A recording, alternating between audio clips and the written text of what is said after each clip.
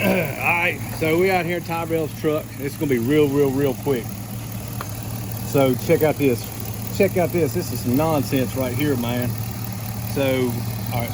So we've got the ground wire straight.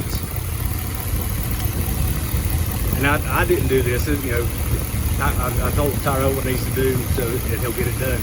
But right here, see the ground wire, it's straight to the aluminum ground block. And it's on the back side of this bracket. So he did it correctly. And you know, the crimps are good and everything.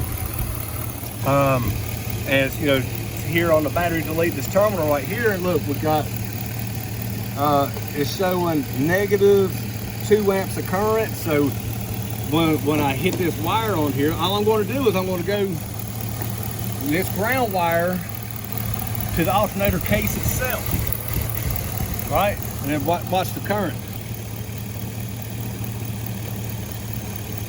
See that? 30 some more amps of current, right? And then again to the alternator case. All right, now take it off. Now I'm gonna go down here to the block itself. Right here, the block itself, nothing, no change. Then back to the alternator case.